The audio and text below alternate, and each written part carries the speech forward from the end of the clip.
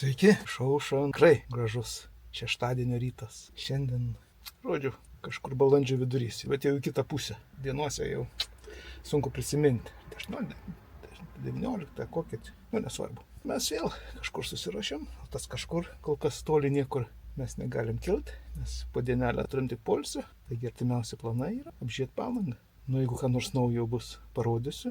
Jau jums atsibodo tą patį per tą patį. 100 kartų tą patį, tai neįdomu žiūrėti. O jeigu kas bus įdomus, stengsiuosi parodyti. Taigi, susimatom. Vėl eilinį šeštadienį atvykom prie jūros. Koks jūros ramumas. Vėjuko nėra. Kaip faina. Ir žmonių kiek daug. Palanga tai knibžda, tiesiog pilna čia. Čia mes kiek už tilto randamės. Jau tolokai. Dar nueisim centrą, pažiūrėsim, kas ten daras. Štai mes atsibastėm į tilto galą. Ir kamera tikriausiai nesijaučia, koks čia ramumas ir jokio vėjo nėra. Pasaka. Žmonių tai judėjimas nemažas. Palangos bokštai matosi. Ėjom parką pasivaikščioti.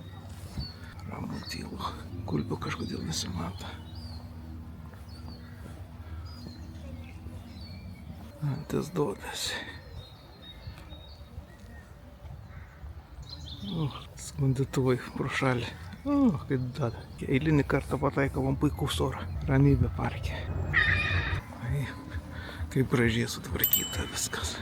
Mes čia paskutinį kartą buvom praeitą vasarą. Dabar balandžio mėnuo, bet gražu, jau žolytė. Normaliai. Gražu labai. Žmonių nemažai. Kažkas vosi galvoja. Šaušo gražus sekmadienio rytas. Mes šį kartą anksčiau įsirapštėm. Dar tik keista, bet tik 11 valandų, o mes jau prie jūros. Bet koks oro fainumas. Vėjuko beveik nėra, bangelių. Tai vasara. Nors ir dabar atkopusi stovim, tai pasaka.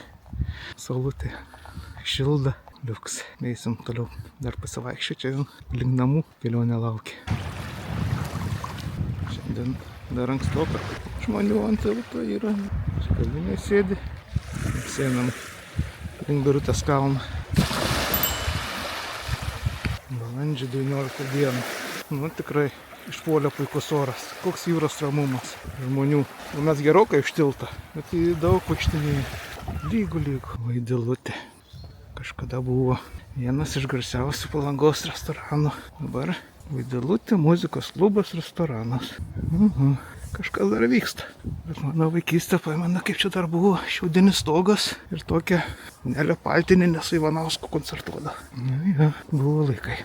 Žampus čia tokios būdavo. Gal kas pamena, tokios susiktos kaip kobros. Dabar nebeliko, va tokius špikius pastatė.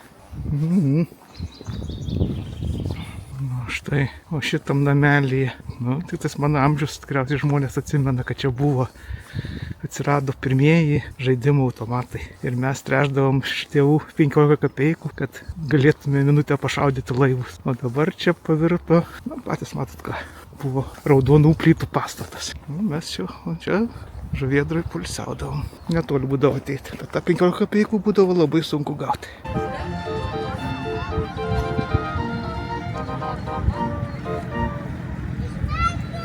Užbirbinam.